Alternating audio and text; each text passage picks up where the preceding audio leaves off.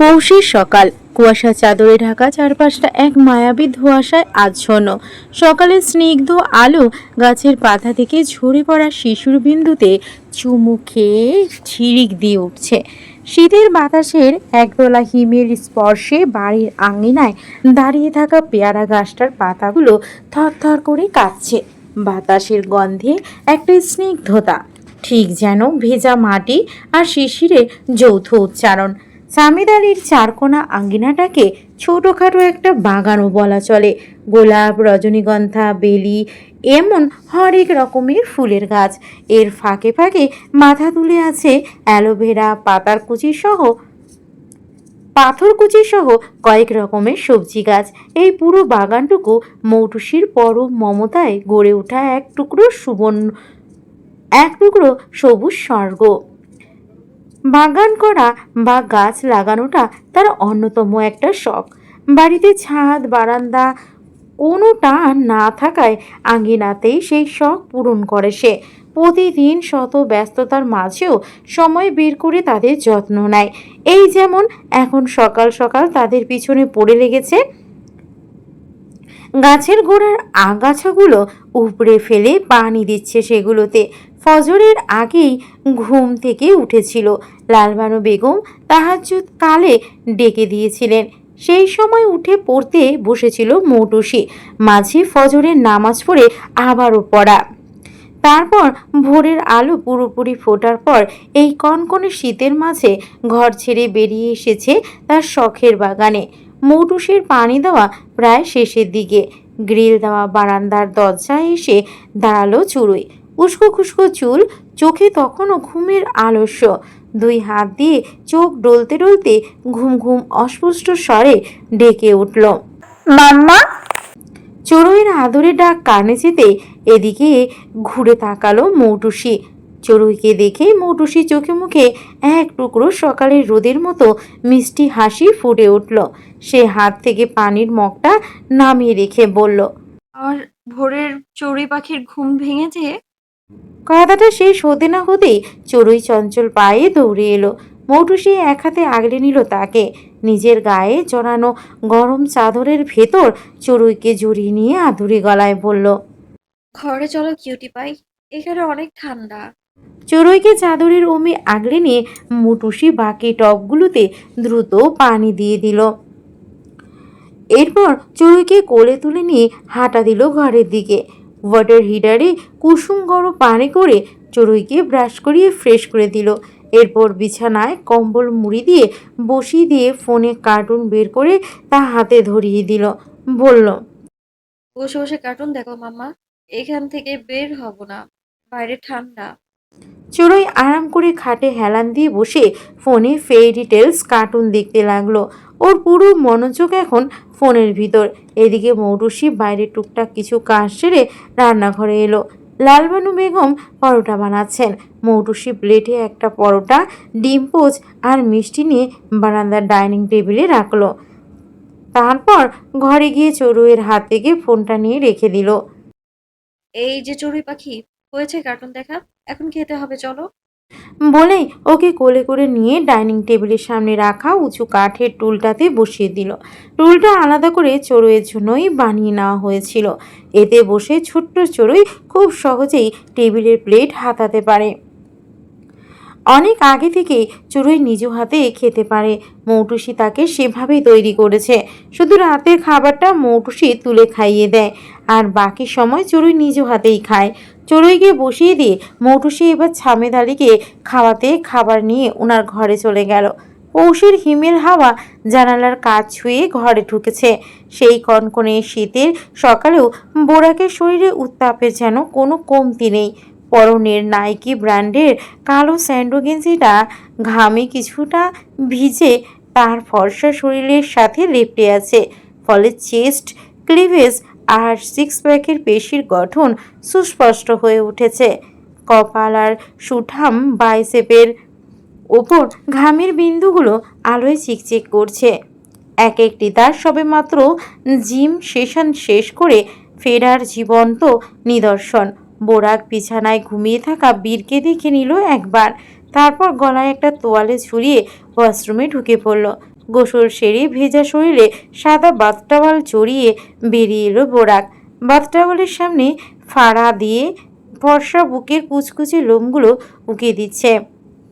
মাথা মুছতে মুছতে সে বীরের বিছানার সামনে গিয়ে দাঁড়ালো। বীর তখনও গভীর ঘুমের রাজ্যে। বোরাক তোয়ালাটা সোফার উপর ছুঁড়ে ফেলল, এরপর ছেলের উপর ঝুঁকে আলতো হাতে তার নরম চুলে বিড়ি কাটতে কাটতে নিচু স্বরে ডাকলো। আজমবীর শিকদার, উঠে পড়ুন বাবা, স্কুলে যেতে হবে। তার সাথে যোগ দিল টাইটান। ম্যাও ম্যাও করে সেও ডাকছে বীরকে। বীরের নড়চড় নেই, চোখের পাতা দুটো মৃদু কাঁপছে শুধু। বোরাক আবারও ডাকলো, বাবা, আমার জান বাচ্চা, বাবার কলিজা। অবশেষে তন্দ্রা আলগা হয়ে এলো বীরের।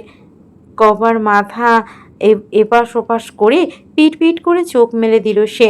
বোরাক শিকদারের ঠোঁট দুটো প্রসারিত হয়ে এলো। ছেলের কপালে কপাল ঠেকিয়ে আদরে গলার রেশ রেখে বলল, my chappy little bird, papa is waiting for your morning chap বাবা। বীর আচমকা এক হৃদয়স্পর্শী কাণ্ড করে বসল। নরম হাত দুটো উঠিয়ে বোরাকের গলা জড়িয়ে ধরল। বোরাক আবেশের তাড়নায় আর ঝুঁকে থাকতে পারল না। ছেলের গলার ভাঁজের কোমল ত্বকে মুখ গুজে আশা হয়ে গেল তার উপর। আহা, কি শান্তি! যেন জগতের সমস্ত ক্লান্তি, সমস্ত একাকিত্ব এই ছোট্ট শরীরের উষ্ণতায় মুছে যাচ্ছে। বাবা একটা ঘ্রাণ এসে ঠেকছে নাসারন্ধে। দুজনের নীরব নিস্তব্ধ ঘরের ভিতর কেবল তাদের গভীর ছান্দিক শ্বাস প্রশ্বাসের শব্দ। বোরাক চোখ বুজে সেই স্পর্শটুকু শুষে নিচ্ছে। আর বীর ঘুম ঘুম চোখে সোজা সিলিংয়ের দিকে তাকিয়ে। বেশ কিছুক্ষণ পর বীর ঘুম ঝরানো অস্পষ্ট স্বরে বলে উঠল, পাপ্পা, সকাল হয়ে গেছে। আবেশিত বোরাক ধীরে ধীরে মাথা তুলল। ছেলের চোখের দিকে তাকিয়ে একগাল হেসে বলল, yes my sunshine, it's already late morning. বোরাকের আলিঙ্গনের মাঝেই বীরের ছোট্ট শরীরটা মুচড়ে উঠে আড়মোড়া ভেঙে নিল। Come on, let's get fresh first. বলেই বোরাক বীরকে কোলে তুলে নিয়ে ওয়াশরুমের দিকে হাঁটা দিল। বীর আবার জিজ্ঞেস করলো, এখন স্কুল যেতে হবে। বোরাক চিবুক দিয়ে ছেলের মাথায় আলতো চাপ দিয়ে বলল, অবশ্যই বাবা, এখন আমরা ফ্রেশ হয়ে ব্রেকফাস্ট করে স্কুলে যাব। টয়লেটে নিয়ে বীরকে প্রয়োজনীয় কাজ শেষে পরিষ্কার করিয়ে তাকে বেসিনের সামনে টুলে দাঁড় করিয়ে দিল বোরাক। এরপর ব্রাশ করিয়ে মুখ হাত ধুয়ে একদম ফ্রেশ করে দিয়ে ফের কোলে করে ঘরে নিয়ে বিছানার উপর দাঁড় করালো। এবার ক্লোজেট থেকে প্রয়োজনীয় কাপড় চোপড় বের করে নিয়ে এসে বীরকে সেগুলো পরিয়ে দিল। তারপর নিজেও পরে নিল। বীর নিজের গায়ে রয়্যাল ব্লু কালারের জ্যাকেট আর বোরাকের গায়ে সেম কালারের কোট দেখিয়ে দিয়ে বলল, পাপ্পা, আজকেও ম্যাচিং ম্যাচিং। হ্যাঁ বাবা, আজকে আমরা ম্যাচিং ম্যাচিং। বোরাক ড্রেসিং টেবিলের উপর থেকে হেয়ার ব্রাশটা তুলে নিল। বীরের চুলগুলো তার মতোই ভীষণ রকমের আদুরে, তবে একটু জেদি। উপরের দিকের কিছুটা অংশের চুল সবসময় একটু খাড়া হয়ে থাকতে চায়, আবার সিল্কি ফ্রিঞ্জগুলো কপাল ঢেকে পড়ে থাকে। ছোটোখাটো পূর্ণিমা চাঁদের মতো ফুটফুটে মুখটা কি যে সুন্দর তার! বোরাক শিকদারের আকাশ জুড়ে জ্বলজ্বল করা তার একান্ত ব্যক্তিগত চাঁদ। বীরের থুতনির ডগায় ছোট্ট খাসটার জন্য তাকে দেখতে আরও আদরীয় মায়াবী লাগে। এই পরিবারের ছেলেমেয়েরা সবাই বংশানুগতভাবে থুতনির ডগায় ছোট একটা খাঁজ পায়, যাকে ক্লিফট চিন বলা হয়। আশা আরও আছে। বলা বাহুল্য, তাদের সৌন্দর্য বৃদ্ধিতে এই ক্লিফট চিনের বিশেষ ভূমিকা আছে। এদিকে আবার বোরাকের ঘন চাপদারি থাকায় তার থুতনির খাঁজটা বিশেষ বোঝা যায় না, কেবল ক্লিন শেভ করলেই চোখে পড়ে তা। বোরাক ছেলের চুল আঁচড়ে তাকে একেবারে তৈরি করা শেষে ওর দুই বাহুতে হাত রেখে পা থেকে মাথা পর্যন্ত চোখ বুলিয়ে নিল।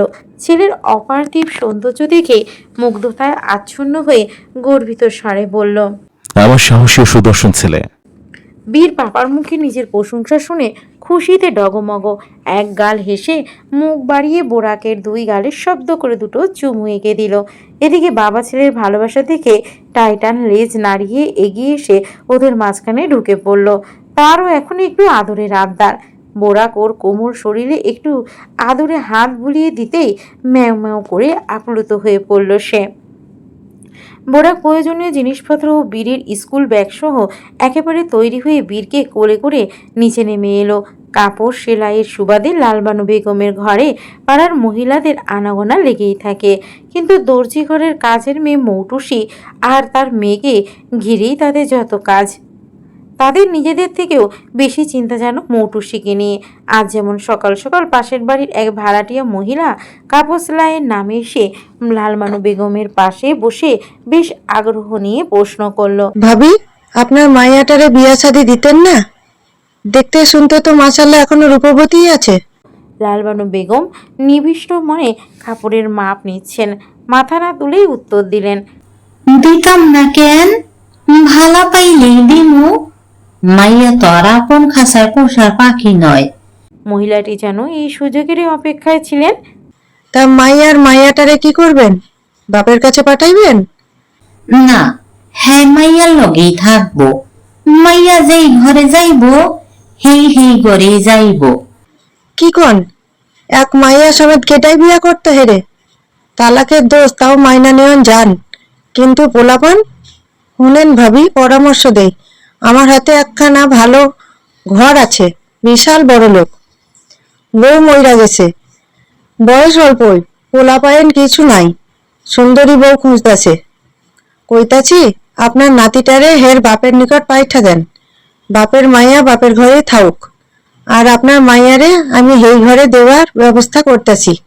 ভিতরে ঘর থেকে মৌটুসি এতক্ষণ দাঁতে দাঁত চেপে সব হজম করলো, এইবার আর পারল না। শরীরের রক্ত টকবক করে ফুটছে তার, চড়ুয়ে চুল বেঁধে দিচ্ছিল সে। এবার নিজেই আঁচড়ানো চুলগুলো ক্ষিপ্ত হাতে এলোমেলো করে দিল। ছোট্ট চুড়ুই মায়ের কাণ্ড দেখে অবাক হয়ে জিজ্ঞেস করলো, মাম্মা, আমার চুল নষ্ট করে দিচ্ছ কেন? মৌটুসি মেয়ের প্রশ্ন উপেক্ষা করে তীব্র স্বরে লালবানু বেগমকে ডেকে উঠলেন। আম্মা, আম্মা ঘরে এসো, আইতাছি, একটু খাড়া। এখনই আসো। লালবানু বেগম কাজ রেখে উঠে দাঁড়ালেন। মহিলাটিকে বসতে বলে ঘরে এসে জিজ্ঞেস করলেন, কি হইছে? কি হয়েছে মানে? সকাল সকাল গল্পের হাঁড়ি নিয়ে বসার মানেটা কি? মানুষের কাজ কাম কিছু নাই বলে তোমারও কি নাই? এত সুখী হলে কবে থেকে? মৌটুসির ফর্সা চোখগুলো লাল হয়ে আছে। হঠাৎ মেয়ের শান্ত মেজাজ চটে যাবার কারণ বুঝতে বাকি রইল না লালবানু বেগমের। তিনিই বা কি করবেন? মানুষের মুখ বন্ধ রাখার ক্ষমতা তো আল্লাহ তাকে দেননি। আস্তে কথা কমো। কি করতে হইব? আমি কইরা দিতে আসি। চড়ুইয়ের চুল বেঁধে দাও। লালবানু বেগমের হাতে চিরুনি ধরিয়ে দিয়ে নিজে রেডি হতে চলে গেল মৌটুসি। তার ড্রেস আপ মানেই ফতুয়া আর লং স্কার্ট, শীতের জন্য অবশ্য একটা কার্ডিগান, সোয়েটার আর চাদর যোগ হয়েছে। ভেজা চুলগুলো থেকে তখনও টুপটুপ করে পানি গড়িয়ে পড়ছে মেঝেতে। সেদিকে মৌটুসির খেয়ালই নেই, সে নিজের মতো তৈরি হতে ব্যস্ত। লালবানু বেগম চড়ুইয়ের চুলের সিঁথির কাছ থেকে দুই পাশে দুটো খেজুর বেনুই গেঁথে নিয়ে আসছেন। সাথে আর চোখে মেয়েকে লক্ষ্য করে বললেন, মাথাটা ভালো করে মুছে নেমো, আগা দিয়া পানি পড়তাছে। চড়ুইও বিজ্ঞদের মতো তাল মেলালো নানির সাথে। ভালো করে চুল মোছো আম্মা, না হলে সর্দি লেগে যাবে। অথচ মৌটুসির মুখে কোনো রা নেই, তার চোয়াল শক্ত। সে দ্রুত হাতে চড়ুইয়ের স্কুল ব্যাগটা গুছিয়ে নিচ্ছে। মৌটুসির নির্লিপ্ততা দেখে ছোট্ট চড়ুই বুঝলো তার মাম্মাম হয়তো মন খারাপ। কেননা মাম্মার মন খারাপ হলে আর রাগ হলে মাম্মা একদম কথা বলে না, চুপ করে থাকে। চড়ুই ঠোঁট উল্টে চুপচাপ দাঁড়িয়ে রইল। তার মাম্মার মন খারাপ হলে তারও মন খারাপ হয়। বেনি গাঁথা শেষ হলে লালবানু বেগম মোটা সোয়েটারটা পরিয়ে দিলেন চড়ুইকে। এরপর পায়ে মোজা দুটো পরিয়ে তাকে একেবারে তৈরি করে দিয়ে তিনি হাতে একটা গামছা নিয়ে মৌটুসির কাছে গেলেন। মৌটুসি আয়নায় একবার নিজেকে দেখে সাইড ব্যাগটা কাঁধে নিল। লালবানু বেগম আলতো করে মৌটুসির চুলের আগাগুলো মুছে দিতে লাগলেন। মৌটুসি এবার একটু শান্ত হলো। মায়ের হাতের স্পর্শে ভিতরে তোলপাড় করা রাগটা কিছুটা থিতিয়ে এলো। লালবানু বেগম ভেজা চুলে চিরুনি বুলিয়ে দিলেন। চুলগুলো খোলাই রইল। মৌটুসির কবজিতে একটা স্ক্রাঞ্চি হেয়ার ব্যান্ড, চুল শুকলে পনিটল করে নিবে তা দিয়ে। খাবার বাটিতে তুলে রেডি করে রাখো আম্মা। চড়ুইকে নামিয়ে দিয়ে চলে যাব, কালকে এমনিতে দেরি হয়ে গিয়েছিল। আচ্ছা। চড়ুইয়ের হাত ধরে বেরিয়ে এলো মৌটুসি। ঘর ছেড়ে বারান্দায় আসতেই মাসুমদের ঘরের ভিতর থেকে মেরুনের তীব্র চেঁচামেচি আর সেই সাথে মাসুমের কান্নাকাটির আওয়াজ ভেসে এলো কানে। ক স্কুল যাবি? যাবি ক? মুখ দিয়ে উচ্চারণ কর। না, যেতাম না, স্কুলে যাইতাম না আমি। মাসুমের কান্নার দমক পরক্ষণেই পশ্চাৎদেশে আবারও কঞ্চি দিয়ে পেটানোর শব্দ চপাত। তুইও যাবি, তোর বাপও যাইবো। স্কুলে না গেলে পড়া না শিখলে জীবনে করবি কি, খাবি কি? বাপের মতন কামলা দিবি মানুষের?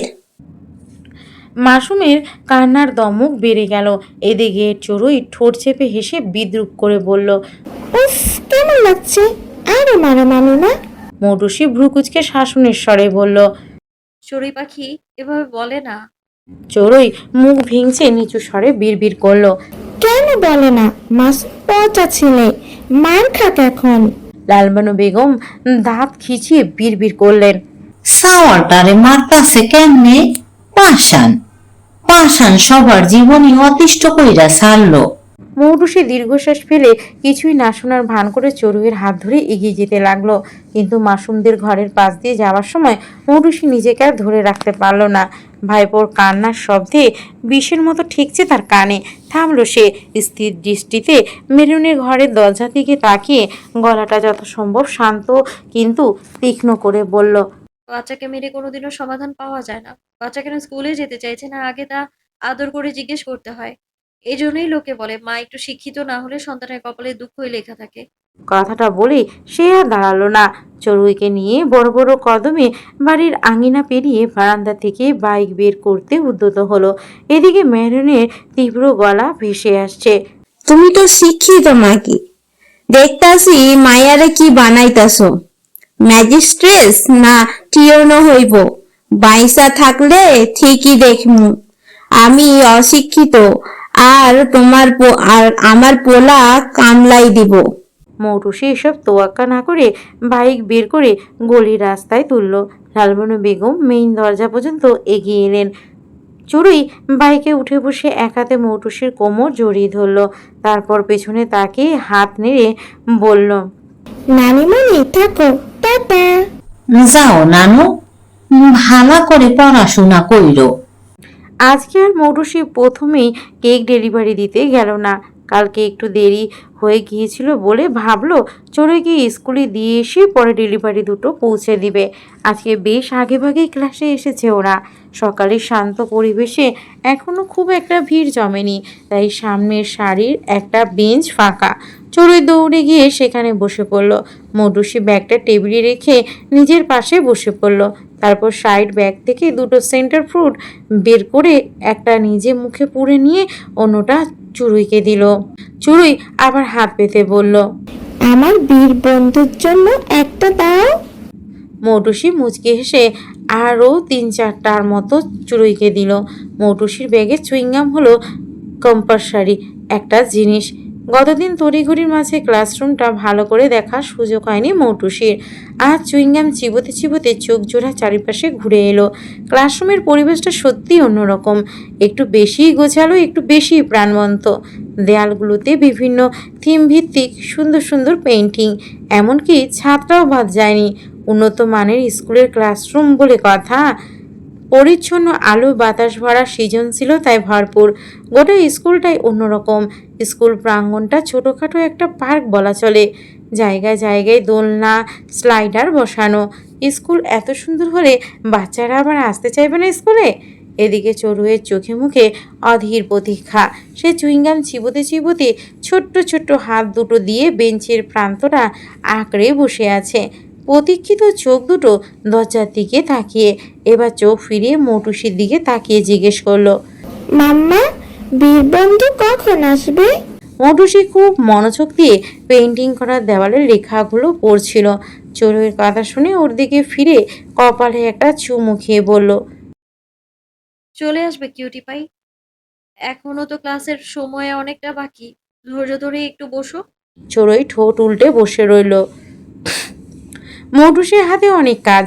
কেকের ডেলিভারিগুলো পৌঁছে দিয়ে শোরুমের সময় মতো হাজিরা দিতে হবে। সে চড়ুইয়ের ব্যাগটা ঠিকঠাক গুছিয়ে দিয়ে ওঠার উপক্রম করলো। চড়ুই পাখি, তুমি বসো মাম্মা, আমি এখন আসছি, না হলে আমার দেরি হয়ে যাবে। তুমি একটু অপেক্ষা করো, বীর চলে আসবে, তখন আর বোর লাগবে না। আচ্ছা মাম্মা, তুমি চলে যাও, আমি বসে থাকবো। মৌটুসি যাওয়ার সময় আবার একটু সতর্ক করে দিল। এখানেই বসে থাকবে কিন্তু, ক্লাস থেকে বাইরে বেরোবে না, খাবার আর পানি শেষ করবে। চড়ুই চটপটে ভঙ্গিতে বলল। আচ্ছা, বীর বন্ধু এলে একসাথে বের হবো। আচ্ছা, কিন্তু নিচে কোথাও যাবে না, আর ছুটি হলে আমি নিতে আসবো। আমার আসতে দেরি হলেও গেটের বাইরে যাবে না। মৌটুসি চলে যাওয়ার কিছুক্ষণ পরেই ক্লাসরুমে বেশ ভিড় জমতে শুরু করলো। চড়ুই বই বের করে তাতে চোখ বুলে যাচ্ছে। এমন সময় একটা মা তার মেয়ের হাত ধরে চড়ুইয়ের বেঞ্চটার সামনে এসে দাঁড়ালো। চড়ুই ফট করে মাথা তুলে তাকালো। মেয়েটা ব্যাগ হাতে চড়ুইয়ের পাশের জায়গায় বসতে যাওয়ার আগেই চড়ুই সোজা হয়ে বসে খুব সুন্দর করে মেয়েটাকে বলল, ফ্রেন্ড, তুমি এখানে বসো না, এখানে আমার একটা বন্ধু আসবে। চড়ুইয়ের এই স্পষ্ট আপত্তিতে মেয়েটির মা তেমন গুরুত্ব দিলেন না। তিনি না শোনার ভান করে মেয়েটির পিঠে হাত রেখে বসতে ইশারা করলেন। বাচ্চা মেয়েটাও বসে পড়ল। চড়ুইয়ের ভ্রু কুঁচকে গেল, মনটা খারাপ হয়ে গেল তার। সে তো বীরের জন্য এখানে জায়গা রেখেছিল, বীরটাও এখনো আসছে না। চড়ুই মন খারাপ করে মাথা ঘুরিয়ে পিছনের দিকে তাকালো। 2 নম্বর শাড়িটাও এরই মধ্যে পূর্ণ হয়ে গেছে। চড়ুই চুপচাপ পানির বোতলটা গলায় ঝুলিয়ে ব্যাগটা হাতে নিয়ে উঠে পিছনের দিকে চলে গেল। তারপর 3 নম্বর শাড়ির ডান দিকের কালামের ফাঁকা বেঞ্চটাতে নিঃশব্দে বসে পড়ল। জানলার কাছে বসে গালে হাত দিয়ে দরজার দিকে তাকিয়ে আছে চড়ুই। এরই মধ্যে দরজা দিয়ে প্রবেশ করছিল বীর, সাফওয়ান ও বোরাক। বীরকে দেখে চড়ুইয়ের গালের উপর থেকে হাতটা আপনা আপনি সরে গেল। সোজা হয়ে বসলো সে।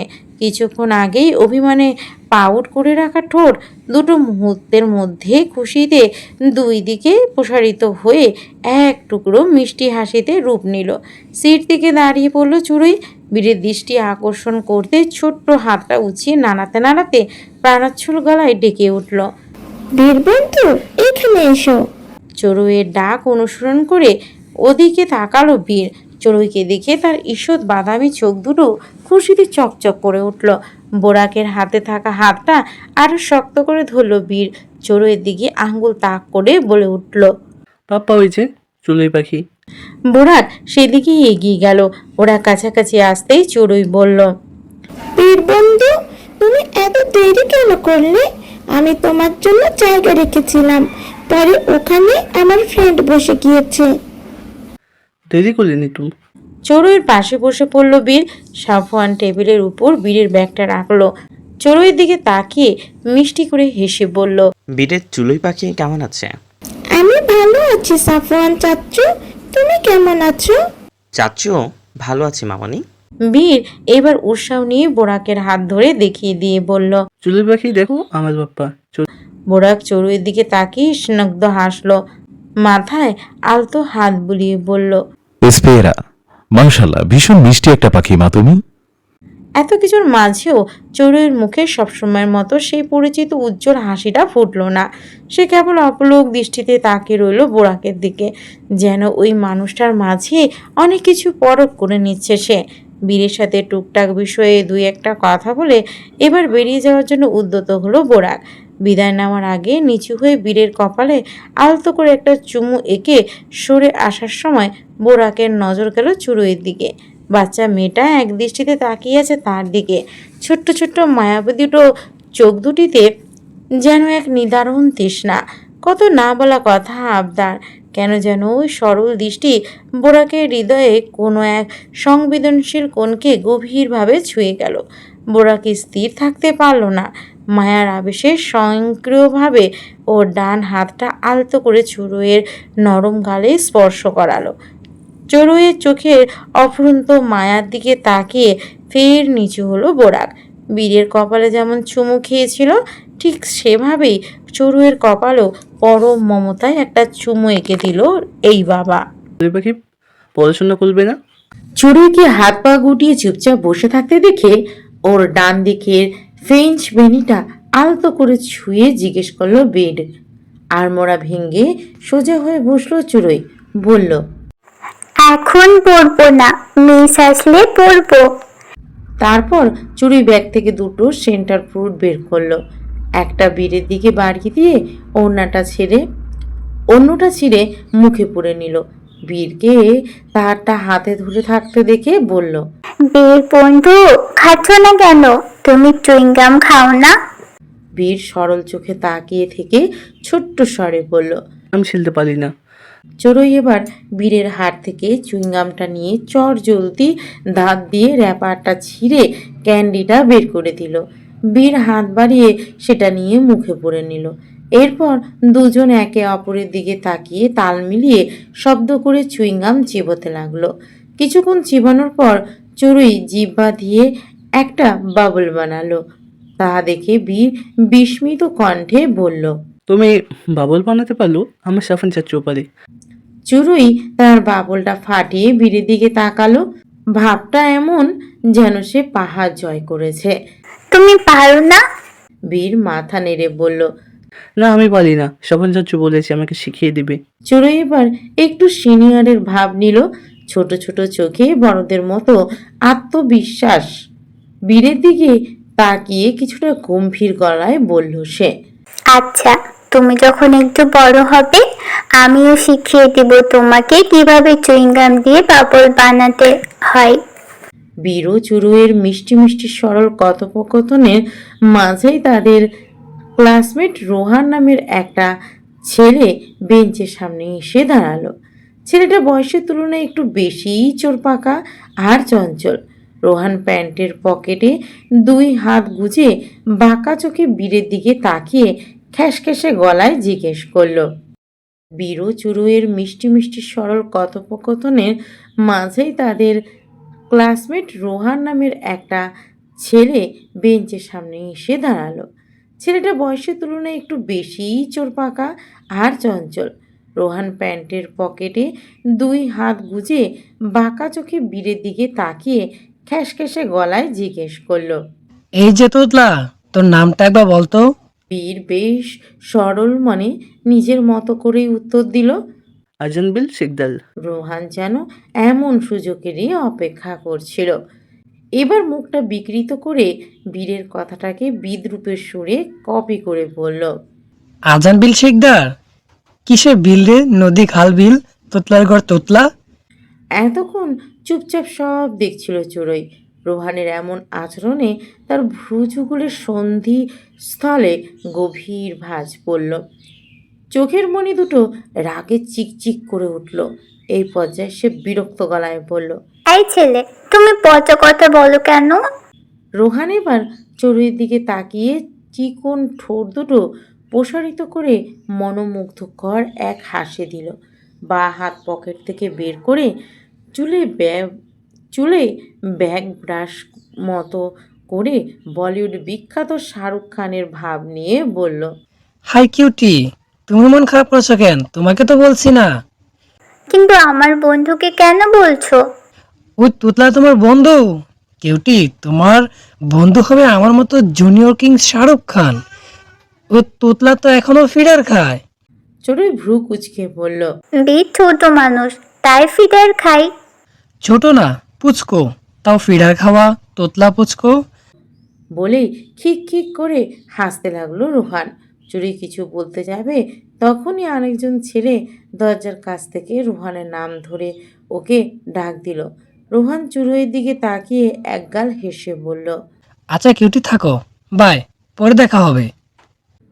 তারপর চুলে ব্যাগ ব্রাশ করতে করতে বেশ ভাব নিয়ে সেদিকে হাঁটা দিল। রোহান চলে যেতেই বীর চড়ুইকে জিজ্ঞেস করলো। চলি পাখি, তুমি জানো তোতলা মানে কি? চড়ুই তখন রোহানের যাওয়ার দিকে তাকিয়ে কোনো এক বিশেষ ভাবনায় গভীরভাবে মত্ত। তাই বীরের কথাটা গুরুত্ব দিল না, বরং বীরের মুখের সামনে তালু এগিয়ে দিয়ে বলল, বীর বন্ধু, তোমার মুখে চুইংগামটা আমাকে দাও। কিন্তু এটা তো পচা হয়ে গেছে, এটা এখন ডাস্টবিনে ফেলে দিতে হবে। আহা, তুমি দাও, দেখো আমি কি করি। বীরও আর কোনো প্রশ্ন না করে চড়ুইয়ের কথা মতো মুখে চুইংগামটা হাত দিয়ে মুখ থেকে বের করে নিয়ে চড়ুইয়ের তালুতে রাখলো। এইবার চড়ুইও তার মুখেরটা থু করে রাখলো সেখানে।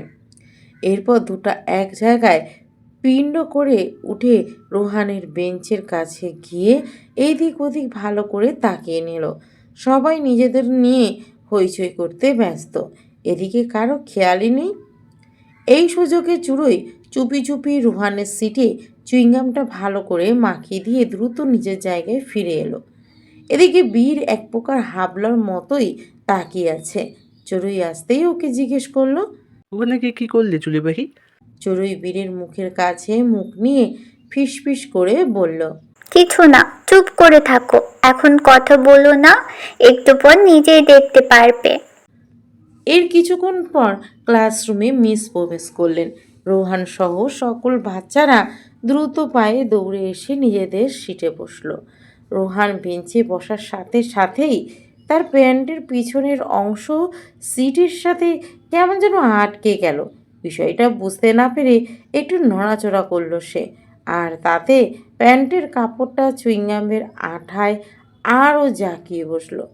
রোহান ভ্রু কুঁচকে পিছনে হাত দিয়ে বোঝার চেষ্টা করলো কি হয়েছে।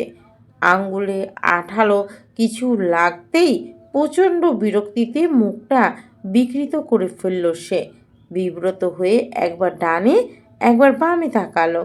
ক্লাসের সবাই ততক্ষণে নিস্তব্ধ হয়ে বসেছে। মিস পড়া শুরু করেছেন। রাগে অপমানে আর স্থির থাকতে পারল না রোহান। তীব্র স্বরে মিসকে ডাকতে লাগলো। ক্রোধে গলাটা কাঁপছে তার। মিস মিস আমার আমার প্যান্ট ব্রেঞ্চের সাথে আটকে গেছে, কেউ চুইংগাম দিয়ে গেছে। ক্লাসের সবাই উৎসুক হয়ে তার দিকে তাকালো। মিস অবাক হয়ে এগিয়ে এলেন। রোহানের অবস্থা দেখে তিনি ভ্রু কুঁচকে সবার উদ্দেশ্যে বললেন, বাচ্চারা, এমন পচা কাজ কে করেছে হাত তুলো, এসব নোংরা কাজ করলে মিস পানিশ করবে জানো না? পুরো ক্লাসে পিনপতন নীরবতা। কেউ হাত তুলছে না, কোনো কথাও বলছে না। সবাই কেবল বিস্ময় আর কৌতূহল নিয়ে তাকিয়ে আছে। চুড়োয় শান্ত হয়ে বইয়ের উপর ঝুঁকে পড়েছে, এমনভাবে বসে আছে যেন পৃথিবীর কোনো কিছুতেই তার কিছু যায় আসে না। কেউ দেখেনি সে কখন কি করেছে। কারো মনে বিন্দুমাত্র সন্দেহ হওয়ার কোনো সুযোগই নেই। রোহান তৎক্ষণাৎ আঙ্গুল উঁচিয়ে বলে উঠল, মিস, আমি জানি কে করেছে, ওই তোতলা বীর। চড়ুই এবার বই থেকে মুখ তুলে নিষ্পাপ চোখে চেয়ে বলল, না মিস, বীর করেনি, ও তো এখানেই আমার পাশে চুপ করে বসেছিল। মিস আর কিছু বলল না, শুধু শুধু একজনের কথায় সন্দেহের বসে একটা বাচ্চাকে বকাবকি করা অনুচিত। এছাড়া ছোট্ট ছোট্ট বাচ্চারা এমন একটু আধটু দুষ্টুমি করবেই, তাই জন্য তো আর তাদের পানিশ করা যাবে না, বুঝিয়ে বলতে হবে। এই জন্যই স্কুল শিক্ষকদের খুবই ধৈর্যশীল হতে হয়।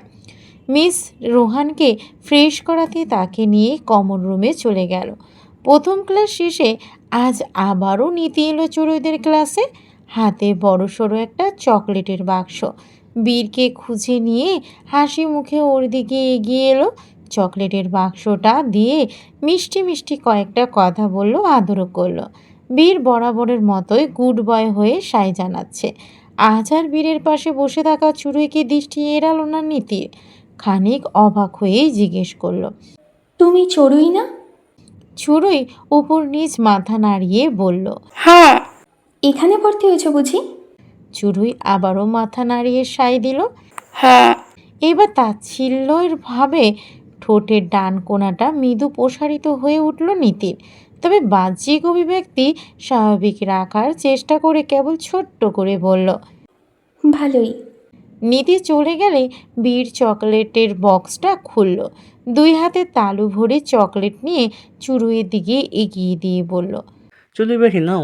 চড়ুই তাকালো চকলেটগুলোর দিকে, বলল, এগুলো তো তোমার চকলেট বীর, নীতি মিস তোমাকে দিয়েছে, আমি কেন নেব? বীর সরল গলায় বলল, তোমাকেও দিয়েছে, আমাদের দুজনকে দিয়েছে। না, তোমার হাতে দিয়েছে মানে শুধু তোমাকেই দিয়েছে। এগুলো আমি নিলে মাম্মা বকা দিবে আমাকে, এগুলো তুমিই খাও। আমি মাম্মাকে বলবো আমাকে কিনে দিতে, তখন আমি খাবো। স্কুলের পুরো সময়টা খুব ভালোভাবেই কাটলো বীর আর চুরুইয়ের। বোরাক আজ বীরকে রিসিভ করতে আসেনি বললে ভুল, সম্ভব হয়নি। সাফওয়ান বীরের হাত ধরে স্কুলের মেইন গেটের কাছে দাঁড়িয়ে আছে। মৌটুসি আর চড়ুইয়ের থেকে বিদায় নিয়ে গাড়ির দিকে পা বাড়ালো তারা। তখনই নীতি এসে দাঁড়ালো তাদের সামনে। বীরের দিকে তাকিয়ে মিষ্টি হেসে জিজ্ঞেস করলো, বীর, তোমার বাবা আজ আসেনি? বীর দুদিকে মাথা নাড়িয়ে না বোঝালো। নীতি এবার বীরের হাত ধরে রাখা সাফওয়ানের দিকে তাকিয়ে মৃদু হেসে বলল, হাই, আমি বোরাকের ফ্রেন্ড এবং বীরের মিস। সাফওয়ান সৌজন্যমূলক হেসে বলল, হ্যালো আপু, আমি বীরের চাচ্চু। আমার জানা মতে বোরাকের দুজন ছোট বোন আছে, কিন্তু ভাই। সাফওয়ান এবার মৃদু হেসে ভেঙে বলল নিজের আসল পরিচয়। আমি আজান আঙ্কেলের ম্যানেজারের ছেলে। ও আচ্ছা। বীরের মন খারাপ, কারণ কাল শুক্রবার, স্কুলের অফ ডে। তার চড়ুই পাখির সাথে দেখা হবে না। ওকে মন খারাপ করে বসে থাকতে দেখে সাফওয়ান ওর মাথায় হাত বুলিয়ে দিয়ে বলল, বীর, মন খারাপ করো না চাচ্চু। কালকের দিন পরেই তো আবার স্কুলে আসবো আমরা, তখন আমরা তোমার চড়ুই পাখির সাথে দেখা করব। তাহলে বলো, কালকে তুমি কাজ করবে না, শুধু আমার সাথে খেলবে? সাফওয়ান হাসল, বলল, আচ্ছা চাচ্চু, কালকে সারাদিন আমি তোমার সাথে খেলবো, কোনো কাজ করব না। কেউ কাজ করতে বললে বলবো আজকে আমি বীরের পার্সোনাল অ্যাসিস্ট্যান্ট, তার ছাড়া আর কারো হুকুম মানব না। হঠাৎ সাফওয়ানের মনে হলো মৌটুসির নাম্বারটা নিয়ে রাখা উচিত ছিল তার। তাহলে বীরের বেশি মন খারাপ হলে কল দিয়ে চুরুইয়ের সাথে কথা বলিয়ে দেওয়া যেত। এবার দেখা হলে সর্বপ্রথম নাম্বারটাই নিতে হবে। বিকেলের দিকে বোরাক, বীর, আশা আর ভুবনকে নিয়ে বাইরে বের হলো। শিশু পার্ক থেকে ঘুরে রেস্টুরেন্টে খাওয়া দাওয়া করে বাড়িতে এলো তারা। বাইরে থেকে ঘুরে এসে বীরের মন এখন বেশ ফুরফুরে। বোরাকের বেডরুমের মেঝেতে বেবি ম্যাটের উপর বসে বীর আর টাইটান গাড়ি নিয়ে খেলায় মত্ত। আর বোরাক পাশের সোফাতেই বসে ল্যাপটপে কাজ করছে আর মাঝে মাঝে চোখ তুলে বীরকে লক্ষ্য করছে। খেলতে খেলতে হঠাৎ বীর চিৎকার করে উঠল। উফ উফ পাপ্পা! বোরাক ল্যাপটপে ডুবেছিল। ছেলের আর্তনাদে চমকে উঠল সে। ল্যাপটপটা এক প্রকার ছুঁড়ে দিয়ে হন্তদন্ত হয়ে দৌড়ে এলো বীরের কাছে। অস্থির গলায় জিজ্ঞেস করলো, কি হয়েছে বাবা? কোথায় ব্যথা পেয়েছ? দেখি বাবাকে দেখাও। বীরের চোখে অশ্রু চিকচিক করছে। আঙ্গুল দিয়ে পা দেখিয়ে কাঁদতে কাঁদতে বলল। পাপ্পা, এখানে এখানে অনেক ব্যথা পেয়েছি। বোরাক ঝুঁকে দেখল বীরের ফর্সা চামড়ায় লালচে দাগ হয়ে আছে। পায়ের কাছে একটা বিষ পিঁপড়ে দাপাদাপি করছে। খেলনাগুলোর মাঝেই হয়তো কোনোভাবে লুকিয়েছিল। বোরাক দ্রুত হাত বাড়িয়ে পিঁপড়েটাকে মারতে যাবে, তখনই নিষ্পাপ বীর কাঁদতে কাঁদতেই বলে উঠল। পাপ্পা, ওকে মেলো না, ব্যথা পাবে, মেলো না। বোরাক ছেলের কথায় আর মারল না পিঁপড়েটাকে। হাতে তুলে তাড়াতাড়ি করে জানলা দিয়ে ফেলে দিয়ে এসে বীরকে কোলে তুলে সোফায় বসালো। কামড়ের জায়গাটা লালচে হয়ে একটা ছোট গোটার মতো উঠেছে। বোরাক সেখানে আলতো করে তার জিভের ডগা ছুঁয়ে লালা লাগিয়ে দিল। ক্রমাগত ফু দিতে লাগলো সেখানে। বীরের কান্না কিছুটা কমলো। এবার পাপার বুকে মুখ গুজে চুপচাপ বসে রইল সে। বোরাক ছেলের মাথায় আদুরে হাত বুলিয়ে দিতে দিতে এটা ওটা বলছে। দুষ্ট পিঁপড়েটা আমার কলিজাকে কিভাবে ব্যথা দিয়েছে বাবা? অর্ডার ক্যান্সেল মানে? কথা ভেবে বলছেন? ফোনের ওপাশ থেকে কাস্টমারের মিনমিনের স্বরে উত্তর ভেসে এলো। আমার কেক বানানো অলরেডি ডান, ক্রিমও ডান। এখন ডেকোরেশন করতে বসবো আমি, আর এই সময় আপনারা এসে বলছেন অর্ডার ক্যান্সেল, মগের মূল্য। এইসব এখন আমি কি করব? এত বড় কেক বানানোর খরচ কেমন, কোন আইডিয়া আছে আপনাদের? আপনারা কেক নেবেন না ভালো কথা, আমাকে আমার খরচের টাকাটা দিয়ে দিন অন্তত। টু টু টু ওপাশ থেকে কলকাটার শব্দ। বুঝতে পেরে মৌটুসি এক মুহূর্তে স্থির হয়ে রইল। পরক্ষণে নিজেকে সামলে নিয়ে রাগে ফুঁসতে ফুঁসতে আবার সেই নাম্বারে ডায়াল করলো সে। কিন্তু কানে এলো যান্ত্রিক কণ্ঠস্বর। আপনার কাঙ্ক্ষিত নাম্বারটি বর্তমানে বন্ধ আছে। মৌটুসি কান থেকে ফোন সরিয়ে তা বিছানায় ছুঁড়ে মেরে ঘরময় পায়চারি করতে লাগলো। রাগে থরথর করে শরীর কাঁপছে তার। 5 পাউন্ডের কেক, এটা কি কোনো ছোটখাটো বিষয়? একবার দাঁড়িয়ে বিড়বিড় করে উঠল মৌটুসি। কেক বেকিং থেকে শুরু করে হুইপ ক্রিম ব্লেন্ড করা পর্যন্ত সবই শেষ। এখন কেবল ডেকোরেশনটা বাকি। শেষ মুহূর্তে কাস্টমার ফোন করে বলছে তারা কেকটা নেবে না। তাহলে কেমন লাগে? 5 পাউন্ডের একটা চকলেট কেক তৈরি করতে কি কম ডিম, ময়দা, চিনি, চকলেট লেগেছে? এখন সে কি করবে এটাকে? রাতের মাঝে তো কোনো অর্ডার আসারও কোনো সম্ভাবনা নেই। মৌটুসি বিছানার উপর বসে মাথার চুল খামচে ধরল। নিজের উপরে রাগ হচ্ছে। সে কেন মানবিকতা দেখিয়ে ক্যাশ অন ডেলিভারির উপর এত ভরসা করতে গেল? প্রিপেইড হলে কি এই শেষ সময়ে অর্ডার ক্যান্সেল করতে পারতো? মানুষ এতটা অমানবিক হয় কি করে? দুপুরের অর্ডার রাতে ক্যান্সেল করে। মৌটুসি মনে মনে কান ধরল। এবার থেকে আর ফুল ক্যাশ অন ডেলিভারির ধারে কাছে যাবে না। হাফ অ্যাডভান্স হাতে পাওয়ার পরেই অর্ডার কনফার্ম করবে সে। এদিকে ল্যাপটপের কাজ শেষে এবার ফোনটা হাতে নিল বোলাক। ফেসবুকে ঢুকে স্ক্রল করতে করতে নিউজ ফিডে আসা একটা চকলেট কেকের উপর নজর আটকে গেল ওর। কেকটার ডেকোরেশনটা খুবই সুন্দর আর লোভনীয়। বীরের চকলেট পেস্ট্রি ভীষণ পছন্দের। আর বাড়িতে এখন আশা ও ভুবনও আছে। সব মিলিয়ে এমন একটা চকলেট কেক অর্ডার দিলে বিষয়টা মন্দ হয় না। সবাই মিলে কাটলে বীর বেশ খুশি হবে। যেই ভাবনা সেই কাজ। মৌজ কেক হাউস নামক পেজটার প্রোফাইলে ঢুকলো সে। বায়োতেই কন্ট্যাক্ট নাম্বার দেওয়া আছে। সেই নাম্বারে সরাসরি কল দিল বোরাক। মৌটুসি কপালের উপর হাত ভাঁজ করে রেখে বিছানার উপর শটাং হয়ে শুয়ে আছে।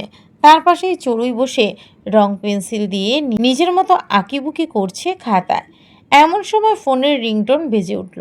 চড়ুই দৌড়ে নেমে গিয়ে টেবিলের উপর থেকে ফোনটা নিয়ে এসে মৌটুসিকে দিল। মাম্মা, তোমার ফোন। মৌটুসি হাতে নিল ফোনটা। স্ক্রিনে অপরিচিত একটা নাম্বার থেকে ফোনটা ধরে খানিক গম্ভীর স্বরে বলল, হ্যালো? ওপাশ থেকে পুরুষালী ভারী তবে বিনয়ী কণ্ঠস্বর। মৌস কেক হাউস থেকে বলছেন? কাস্টমারের ফোন বুঝতে পেরে মৌটুসি উঠে বসল। স্বাভাবিক সুন্দর গলায় বলল, জি ভাইয়া, বলুন কিভাবে সাহায্য করতে পারি? একটা চকলেট কেকের অর্ডার করা ছিল। আপনাদের অর্ডার কি অ্যাভেলেবেল? জি অবশ্যই। কত পাউন্ড এবং ডেকোরেশন ডিজাইন কেমন চাইছেন বলুন প্লিজ। 3 পাউন্ড। আর ডিজাইন আপনাদের পেজের লেটেস্ট পোস্টের মতো হলে ভালো হয়। আপনি কি আগামীকালকের মতো ডেলিভারি দিতে পারবেন? হ্যাঁ, সমস্যা নেই, আমি কাল সকালে আপনার ডেলিভারি পৌঁছে দেব। আপনার ঠিকানাটা প্লিজ সেন্ড করবেন। আর অর্ডারের অর্ধেক টাকা আপনাকে অ্যাডভান্স পেমেন্ট করতে হবে। Okay, total price? 3 pound chocolate cake আমরা 1500 রাখি। আচ্ছা, আমি হাফ পেমেন্ট করে দিচ্ছি। এই নাম্বারই তো না? জি, এই নাম্বারে বিকাশ করা যাবে। আর পারলে আপনি প্লিজ কেকের চারপাশে যে কোনো কয়েকটা চকলেট অ্যাড করে দেবেন। আমি চকলেটের দাম আলাদা করেই পে করব। জি সমস্যা নেই। আর কেকে কি বিশেষ কোনো লেখা থাকবে? না, কিছু লেখার দরকার নেই। ঠিক আছে। কান থেকে ফোনটা নামিয়ে একটা গভীর শ্বাস টেনে নিল মৌটুসি। ফোনের ওপারের মানুষটার সাথে কথা বলে ওর ভেতরে চাপা রাগটা একটু থিতু হয়ে এসেছে যেমন। মৌটুসির মনে হলো মানুষটার কথাবার্তা সাধারণত মার্জিত হলেও কণ্ঠস্বর যেন একটু বেশি অদ্ভুত, একটু অসাধারণ। পৃথিবীতে সত্যিই কিছু মানুষ থাকে যাদের সাথে দু চারটে অতি সাধারণ কথা বললেও মনে হয় পাহাড় সমান চাপ হালকা হয়ে গেছে। তাদের কণ্ঠে এক প্রকার অন্যরকম জাদু থাকে, সেই হোক পুরুষ অথবা নারী। তাদের দুটো সাবলীল মার্জিত কথাও মৌনতার নাশক হিসেবে কাজ করে। মোবাইলে একটা মৃদু টুং শব্দ করে মৌটুসি ফোনটা তুলে নিল। বিকাশে টাকা ঢোকার কনফার্মেশন SMS, সেই সাথে একটা ঠিকানা। আড়মোড়া ভেঙে এবার উঠে দাঁড়ালো মৌটুসি। 5 পাউন্ডের কেকটা মেপে 3 পাউন্ড করে কেটে নিল। আর বাকি অংশগুলো দিয়ে ছোট ছোট কয়েকটা কাপ কেক বানাবে ভাবলো। রাতের গভীরতা বাড়ছে। জানালার বাইরে বাগানের মাটি থেকে ঝিঝি পোকার মৃদু ডাক ভেসে আসছে। নীরবতা নেমেছে বোরাকের মাস্টার বেডরুমে। বোরাকের প্রশস্ত বুকের উপর হয়ে শুয়ে আছে বীর। বোরাকের একটা হাত আলতো করে ওকে জড়িয়ে রেখেছে, অন্য হাত বীরের চুলের ভাঁজে। ছোট্ট বীর এখন বাবার উষ্ণতায় নিশ্চিন্তে। হঠাৎ বীর তার ছোট্ট মাথাটা উঁচু করলো, বাবার মুখের দিকে তাকিয়ে অদ্ভুত এক প্রশ্ন করে বসলো সে। আপ্পা, তোতলা মানে কি? বোরাক এক মুহূর্তের জন্য চমকালো, থমকালো, ভ্রুজোড়া কুঁচকে এলো তার। তার অবুঝ ছোট্ট ছেলেটার মুখে এই প্রশ্ন অনাকাঙ্ক্ষিত। বোরাক এবার সাবধানে বীরকে বুক থেকে নামিয়ে বাহুর উপর শুইয়ে দিল। ছেলের নিষ্পাপ মুখের দিকে তাকিয়ে অবাক স্বরে জিজ্ঞেস করলো, এই কথা তুমি কোথায় শিখেছো পাপা? কে বলেছে তোমাকে? পাপা স্কুলের একটা বন্ধুকে আমাকে তোতলা বলেছে। এরপর একে একে আজকে স্কুলে ঘটে যাওয়া সকল ঘটনা খুলে বলল। চুরি কিভাবে রোহানকে পানিশ করেছে তাও বলল, বলেই আবার নিজেই ঠোঁট টেপে হাসল। সব শুনে বোরাকে স্তব্ধ বনে গেল। তার ছেলেটার বয়সই বা কত? 5 হয়তো পূর্ণ হয়নি এখনো। কথা বলার সময় তার রট বা ঢ এর মতো অক্ষরগুলো উচ্চারণ করতে গিয়ে জিভ জড়িয়ে ল হয়ে যায়। বোরাক এটাকে এতদিন খুব স্বাভাবিকভাবে নিয়েছিল, ভেবেছিল বয়স বাড়ার সাথে সাথে সময়ের নিয়মেই হয়তো সব ঠিক হয়ে যাবে। কিন্তু না, এখন এটাকে কেবল সময়ের উপরে ছেড়ে দিয়ে হাত পা গুটিয়ে বসে থাকলে হবে না। ছেলেটা এখন স্কুলে যাচ্ছে, বাইরের জগতের মানুষের সাথে মিশছে। বড়রা হয়তো বাচ্চার এই ছোট ত্রুটিটুকু বুঝবে, কিন্তু সময়সীমা তো তা বুঝবে না। আজকে একজন তাকে তোতলা বলেছে, কালকে আরও একজন বলবে। যখন বীরের সত্যিকারের মানে বুঝতে পারবে তখন নিশ্চয়ই খুব কষ্ট পাবে, নিজেকে ছোট ও সীমাবদ্ধ মনে করবে। আর এমন কিছু হওয়ার আগেই তাকে এর একটা কার্যকর সমাধান বের করতে হবে, অন্তত চেষ্টা তো করতেই হবে। বোরাক ছেলেকে বিষয়টা অন্যভাবে বুঝালো, বলল, তোতলা একটা পচা কথা বাবা, এগুলো পচা বাচ্চারা বলে। তোমার বন্ধু ব্যাড বয় তাই বলেছে।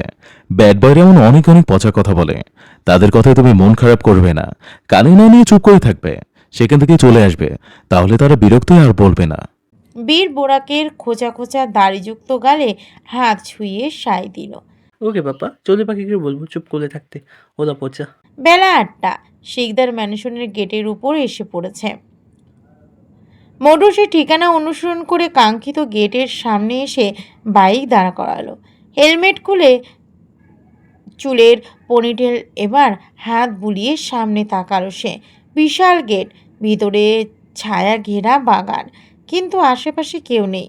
মোটু সে এগিয়ে গিয়ে লোহার গেটের সরু ফাঁকগুলো দিয়ে ভেতরে উকি দিল একবার, কিন্তু বাগানটা ছাড়া আর কিছুই চোখে পড়ল না। ঘড়ির দিকে তাকালো সে, 8টা বেজে 5। অজ্ঞতা পকেট থেকে ফোনটা বের করে কালকে সেই নম্বরে কল করল। রিং হতে হতে কয়েক সেকেন্ড সময় নিল। কলটা কেটে যাওয়ার একেবারে আগ মুহূর্তে রিসিভ হলো তা। হ্যালো। ওপাশ থেকে ভেসে এলো ঘুম জ্বালানো এক ভারী কণ্ঠস্বর, যেন গভীর ঘুমের ঘোরেই বিরক্ত ভঙ্গিতে কল রিসিভ করছেন অজ্ঞাত সেই ব্যক্তি। এইদিকে ফোনের এপাশে মৌটুসি পুরো স্তব্ধ বনে রইল। হ্যালো, এই একটা শব্দই তাকে থমকে দিল। এ কেমন কণ্ঠস্বর! কোনো এক সম্মোহিনী আকর্ষণ মুহূর্তের মধ্যে মৌটুসির সমস্ত চিন্তা আচ্ছন্ন করে ফেলল। পাল্টা কিছু বলার ভাষা হারিয়েছে সে। মৌটুসির সাড়া না পেয়ে ওপাশ থেকে আবারও ভেসে এলো, হ্যালো, কে বলছেন? হ্যালো, কেউ আছেন কি? ইস! এক একটা শব্দ মৌটুসির বুকে এসে বিঁধছে যেন। একটা মানুষের ঘুম ঝরানো কণ্ঠস্বর এতটা সুন্দর হয় কিভাবে? মূল কথা এত মাদকতা মিশ্রিত, অসম্ভব ভারী, তবে খ্যাসখ্যাসে নয়। এই সংবেদনশীল পুরুষালী স্বরকে ব্যাখ্যা করা অসম্ভব। নিজের অজান্তেই মৌটুসির কোমল নারীমন মেঘাচ্ছন্ন হয়ে উঠল। ফাঁকা একটা ঢোক গিলে মরুভূমির মতো প্রখর হয়ে ওঠা গলাটা ভিজিয়ে নিল সে। তার অবচেতন হৃদয়ে আবারও সেই কণ্ঠ শোনার অপেক্ষায়। কিন্তু বেশ খানিকক্ষণ পেরিয়ে গেল, ওপাশ থেকে কোনো কথা না আসায় এবার হুট করে মৌটুসির ঘোর ছুটে গেল। ঘর থেকে বেরিয়ে বাস্তবে ফিরে আসতেই চট করে কান থেকে ফোন নামিয়ে দেখলো কল কেটে দিয়েছে। এবার নিজের আচরণের উপরই নিজের লজ্জা হতে লাগলো মৌটুসির। একটা অচেনা মানুষের কণ্ঠস্বর শুনে সে কিনা এভাবে বিভোর হয়ে রইল। ছি! মৌটুসি বিরক্তিতে কপাল চাপড়ে মনে মনে বিড়বিড় করে উঠল। ওহ মৌ, ও কি করছিস তুই? এতক্ষণ কি ভাবছিলি? ধুর। মৌটুসি অপ্রস্তুত হয়ে দুই হাতে মুখটা একবার মুছে নিল। এতক্ষণ আগে ঘটে যাওয়া সকল ঘটনা মাথা থেকে মুছে ফেলে আবার কল লিস্টে ঢুকলো সে। আবেগকে প্রশ্রয় দিয়ে এভাবে দাঁড়িয়ে দাঁড়িয়ে লজ্জা পেলে তো আর ডেলিভারি দেওয়া হবে না। এবার আর দ্বিধা নয়, বরং পেশাদারিত্ব বজায় রাখার তাগিদে আবার ডায়াল করলো। একদিকে রিং হচ্ছে, অন্যদিকে মৌটুসি নিজের মনকে শক্ত করছে। কিছুক্ষণ রিং হওয়ার পর ওপাশ থেকে কলটা রিসিভ হলো। অপর পক্ষকে কিছু বলতে না দিয়ে সে নিজেই প্রথমে স্পষ্ট গলায় বলে উঠল। আসসালামু আলাইকুম ভাইয়া, আমি মোজ কেক হাউস থেকে বলছি। ওয়ালাইকুম আসসালাম। জি বলুন। এবার স্বরটা আগের চেয়ে অনেকটাই সজাগ, স্বাভাবিক। মৌটুসি দম ফেলে স্বাভাবিক হয়ে বলল। আসলে আমি আপনার গেটের সামনে দাঁড়িয়ে আছি, ডেলিভারিটা রিসিভ করে নিলে ভালো হতো। ও আচ্ছা আচ্ছা, আপনি প্লিজ আরেকটু ওয়েট করুন। মৌটুসি কেকের বাক্স হাতে দাঁড়িয়ে আছে। তার অগোচরেই ভেতরে অজানা একটা চাপা উত্তেজনা কাজ করছে, যার কণ্ঠস্বরে এমন মাদকতাময়, যার প্রতিটি শব্দে একটা অভিজাত্য মিশে থাকে। সেই মানুষটা দেখতে কেমন হবে? হয়তো ভীষণ পরিপাটি, কথার মতোই অভিজাতপূর্ণ ব্যক্তিত্বের অধিকারী।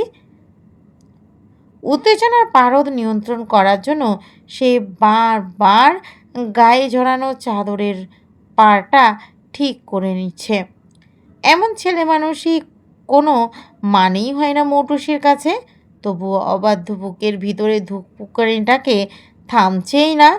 মৌটুসি সান্ত্বনা দিল নিজেকে, হয়তো তেমন কিছু না, কেবল কৌতূহল থেকেই এই উত্তেজনা।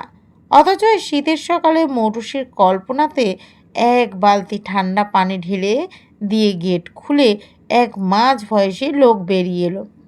পরনে লুঙ্গি আর জ্যাকেট, চোখ এখনো ঘুমের আবেশ লেপ্টে আছে, মুখ ভর্তি অবিন্যস্ত দাড়ি আর এলোমেলো চুল। মৌটুসি বড় বড় চোখে সেদিকে তাকায়। তার চোখের পলক পড়ছে না। মাথা থেকে পা পর্যন্ত স্ক্যান করা শেষ। তার কাঙ্ক্ষিত কণ্ঠের মালিক কি তবে এই অনাকাঙ্ক্ষিত মানুষটাই? হতেই পারে। অল্প জেনেই তাকে কল্পনা করা যায় না। আবার বাহ্যিক রূপ দেখেও তাকে নিয়ে মন্তব্য করা উচিত না। লোকটি আর চোখে মৌটুসির দিকে তাকিয়ে একগাল হাই তুলে অস্পষ্ট স্বরে বলল।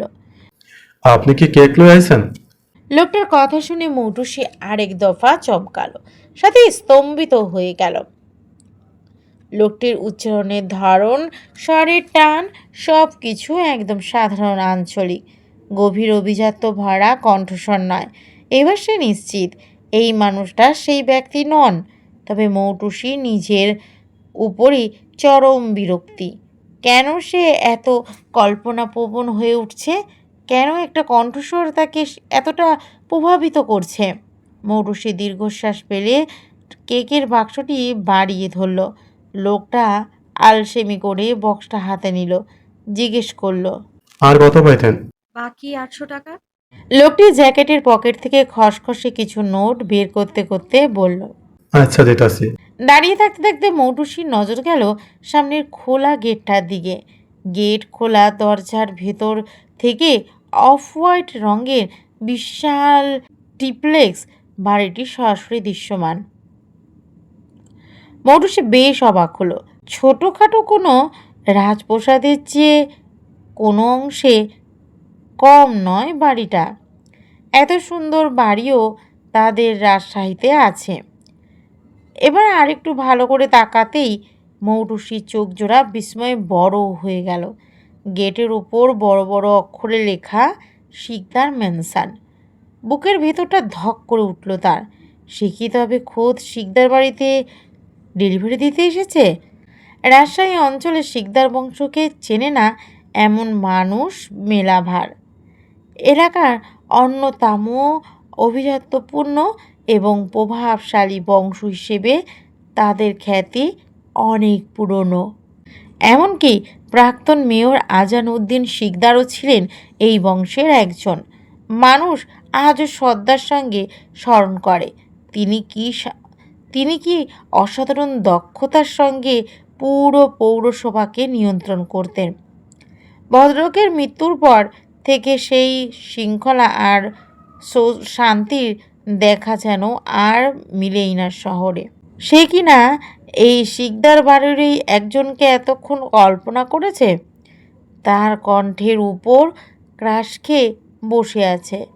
হায় হায়, সেই ব্যক্তি যদি একবার সেই খবর জানতে পারেন তবে তার গদ্দান নিয়ে ছাড়বেন।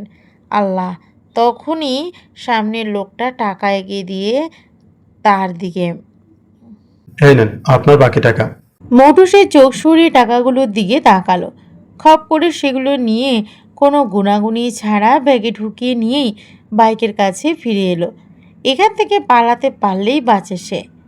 এসব জায়গা তাদের জন্য নয়। বেলা ইতিমধ্যে 8:30। আজকে শুক্রবার হওয়ায় নিয়ম ভেঙে এতক্ষণ ঘুমিয়েছে বোরা। বিছানা ছেড়ে উঠে মেঝেতে কয়েকবার পুশ আপ দিয়ে শরীরের আড়মোড়া ভাবটা কাটিয়ে নিল সে। তারপর ওয়াশরুমে গিয়ে ফ্রেশ হয়ে এসে বীরকেও উঠিয়ে ফ্রেশ করিয়ে আনলো। এরপর বাবা, ছেলে আর টাইটান নিচে নেমে এলো। আশা আর একজন পরিচর্যাকারী টেবিলে নাস্তা সাজাচ্ছে। সারা ডাইনিংয়ে গরম গরম খিচুড়ির মৌ মৌ গন্ধ ছড়িয়ে পড়েছে। কাছে আসতেই বীর বাবার কোল থেকে ফুপিমণির দিকে হাত বাড়িয়ে দিল। গুড মর্নিং ফুপুমণি। বীরের মিষ্টি কণ্ঠস্বর শুনে আজ আশা মুচকি হেসে তাকে কোলে তুলে নিল। বীরের গালে চুমু খেয়ে বলল, গুড মর্নিং সোনা।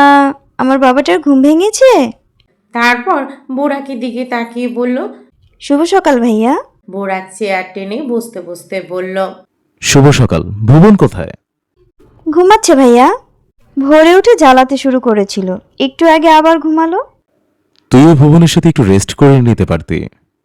রেস্ট করতে গেলে নাস্তা বানাবে কে? তুই না থাকলে নাস্তা তৈরি হয় না? হ্যাঁ তো, কেন হবে না? কিন্তু কি তৈরি হয় তাও জানি। এই জন্যেই পার্মানেন্ট সলিউশন বের করতে চাচ্ছি। বোরাক প্রসঙ্গ পাল্টে জিজ্ঞেস করলো, কেক পেয়েছিস? হ্যাঁ, আলম চাচা দিতে গেল। তুমি অর্ডার করেছিলে? হুম। যাক, ভালোই হলো। নেহা আসছে আজকে, সবাই মিলে কাটা হবে। কখন আসবে ওরা? বিকেলের দিকে, রাতে এখানে খাবে। আচ্ছা, বাজার লাগবে কোনো? না, মাছ মাংস সবই আছে। তারপরও কিছু লাগলে আমি আলম চাচাকে দিয়ে আনাবো। আরও ওঠেনি? না, মহারানীর ছুটির দিন না আজকে। ডেকে দে ওকে, কথা আছে। আশা বীরকে কোলে নিয়ে আরোয়াকে ডাকতে তার ঘরের দিকে চলে গেল। এদিকে বোরাক একটি বাটিতে কিছুটা ক্যাট ফুড নিয়ে টাইটানের সামনে রাখলো। টাইটান খুশিতে ম্যাও ম্যাও করে ধন্যবাদ জানিয়ে তার ব্রেকফাস্ট শুরু করে দিল। এরপর বোরাক বীরের নাস্তার জন্য টেবিলের ফলের ছুরি থেকে একটি কলা, আপেল, কিছু লাল আঙ্গুর এবং স্ট্রবেরি নিল। সেগুলো ছোট ছোট টুকরো করে কেটে তার সাথে 3-4 চামচ ইয়োগার্ট মিশিয়ে নাড়াচাড়া করে নিল। ব্যাস, তৈরি হয়ে গেল বীরের নাস্তা, ফ্রুট ইয়োগার্ট। বীর এই খাবারটা ভীষণ পছন্দ করে, তাই প্রায় প্রতিদিনই সকালে এটাই তার নাস্তার মেনু। আরোয়াকে ডেকে দিয়ে ফিরে এলো আশা। বীরকে বোরাকের পাশের চেয়ারে বসিয়ে দিয়ে রান্নাঘরে চলে গেল। বোরাক চামচে করে ফ্রুট ইয়োগার্ট নিয়ে বীরের মুখের সামনে ধরতেই বীর নাক সিটকে পিছনে সরে গেল। বাবা, আমি ফ্লুট খাবো না, ওই খিচুড়ি খাবো। খিচুড়ির বাটির দিকে আঙ্গুল তাক করে বলল বীর। আশা বলল, বীর বাবা, তুমি খিচুড়ি খেতে পারবে না, খিচুড়ি অনেক ঝাল। ঝালি খাবো। বোরাক বলল, বাবা জেদ করেন না, তুমি ঝাল খেতে পারবে না। বীর নাছোড় বান্দা। না, পারবো, খিচুড়ি দাও। অগতা ছেলের জেদের কাছে হার মেনে বোরাক অল্প একটু খিচুড়ি চামচে নিয়ে বীরকে খাইয়ে দিল। কিন্তু বীরের জিহ্বা তো ঝাল খাবারের সাথে একেবারেই অভ্যস্ত নয়। মুখে দেওয়া মাত্রই জ্বালায় অস্থির হয়ে বীর ঝাল ঝাল বলে মুখ থেকে সবটুকু খিচুড়ি বোরাকের হাতের তালুতে উগলে দিল। আশা হাসতে হাসতে তাড়াতাড়ি করে পানি খাইয়ে দিল ওকে, বলল, নাও এবার। খিচুড়ি তো বীর খেতে পারলো না, তাহলে এখন কি খাবে? বীর পানি খেয়ে মুখ কাচুমাচু করে বলল। খিচুড়ি অনেক ঝাল, বিল ফ্রুটি খাবে। বোরাক মৃদু হেসে ফ্রুট ইয়োগার্ট খাওয়াতে লাগলো ছেলেকে। কিছুক্ষণের মধ্যেই আরোয়া এসে উপস্থিত হলো টেবিলে। গুড মর্নিং ভাইয়া আপু। Good morning. Good morning, boss. বীরও মিষ্টি স্বরে ডেকে উঠল। গুড মর্নিং বৌনি। আমার বাবাটা। আরোয়া মুচকি হেসে বীরের গাল টেনে দিয়ে আশার পাশের চেয়ারটাতে গিয়ে বসলো। খাবার এক পর্যায়ে বোরাক আরোয়াকে উদ্দেশ্য করে জিজ্ঞেস করলো, ভার্সিটি কেমন চলছে? ভালো ভাইয়া। ইনকোর্সের ডেট দিয়েছে নাকি? না দেয়নি, তবে মার্চের প্রথম সপ্তাহে শুরু হতে পারে। আচ্ছা, ভালো। বর্তমানে যে ফ্রেন্ড সার্কেলের সাথে আছি সেখান থেকে বেরিয়ে আসবি। আরোয়ার হাত থেমে গেল। অবাক হয়ে বলল, ভাইয়া বুঝলাম না। যে বন্ধু মহলের সাথে চলাচল করিস তাদের সাথে আর চলবি না। কেন ভাইয়া, কোনো সমস্যা? অনেক সমস্যা, আর কানে যেন না আসে আবার তাদের সাথে মিশিস তুই। আশা এবার মুখ খুলল। এত বড় ফ্রেন্ড সার্কেল দিয়ে কি করবি? দুই একটা বিশ্বস্ত বেস্ট ফ্রেন্ড থাকবে যাদের সাথে সব শেয়ার করা যাবে, তাতেই তো যথেষ্ট। আমরাও তো পড়াশোনা করেছি, আমাদের জীবনে বান্ধবী বলতে ওই দুটোই। সেই স্কুল থেকে আজ পর্যন্ত একটাও বাড়েনি, কমেনি। আরোয়া কিছুটা বিরক্ত হয়েই বলল, আপু তোমাদের সময় আর আমাদের সময় আলাদা, আমরা দুটো আলাদা জেনারেশন, তাই আমার সর্বক্ষেত্রেই তোমার জীবনে যুক্তি কার্যকর হবে না। বোরাক বলল, বন্ধু বান্ধব খারাপ জিনিস না, তবে বন্ধু নির্বাচনে সচেতন থাকতে হবে। বাইরে চোখ কান খোলা রেখে চলতে হবে। যত ভালো বন্ধু হোক না কেন, অন্ধবিশ্বাস করা যাবে না কাউকে। মৌটুসি ফেরার সময় বাজার হয়ে এলো। একটা মুরগি, 2 কেজি মাছ, 1 খাঁচা ডিম সহ আরও প্রয়োজনীয় কিছু বাজার সদাই করে নিল। বাজারে আজ অনেক ভিড়। চাকরিজীবীদের এই ছুটির দিনেই বাজারের কাজটা এগিয়ে রাখতে হয় কিনা। বাড়িতে ঢুকতেই আঙিনায় লালবানু বেগমকে দেখে ওনার হাতে বাজারের ব্যাগগুলো ধরিয়ে দিয়ে বলল,